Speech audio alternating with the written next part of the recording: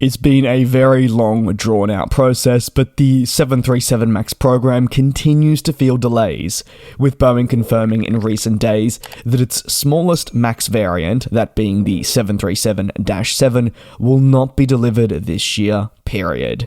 Boeing is currently in a race, as you may be aware, to certify the two remaining variants in that series. That includes the aforementioned 737-7, but also the largest variant in the MAX family, which will be the 737-10.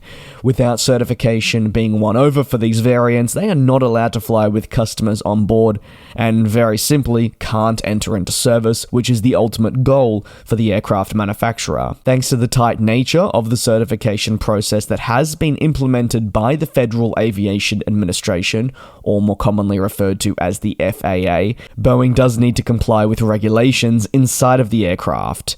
And they've really struggled to meet deadlines for the plane because of these increasingly more challenging circumstances put on them. Its 737-7 was expected to be certified before the 737-10, but also subsequently looked at deliveries occurring maybe this year as part of its rollout plan. That was at least what the aircraft manufacturer was hoping for. Now though, it won't happen at all, but the ambition to have the Dash 7 certified before the Dash 10 is something that is still more realistic. Through new certification requirements outlined by the Federal Aviation Administration, the regulator's presence for completing tasks is required more now than ever.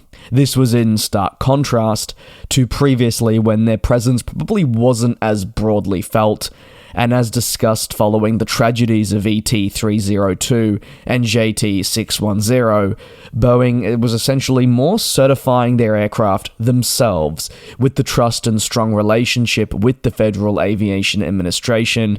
But given everything that has come out in the past, say, 4 years, the process to certify has changed drastically, and these regulators are going through with a fine comb on these planes, especially the MAX variant, but honestly, it is being felt everywhere. If we take a look at other aircraft manufacturers, and specifically Airbus, they're in a race to get their own A321XLR certified, and back at Boeing, we're still waiting on that 777X certification. It's been one of the more talked about and consistent stories over recent years. When will these planes finally enter into service? And the timeline only continues to shift. While the 737-7 does make the most headlines, as this is the latest guidance that will see deliveries pushed back to 2024, it is a fate that customers of the aircraft already believed would happen, with Southwest openly coming out this year and saying they didn't expect to fly the 737-7 before 2024,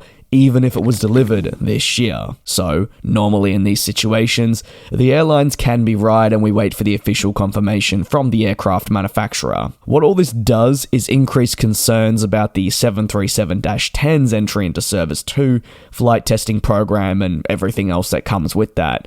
These delays are continuing to grow, and the expectation that the 737-10 will be certified in 2024 becomes more of a concern. And if anything, that EIS moves more into a grey area of unknown.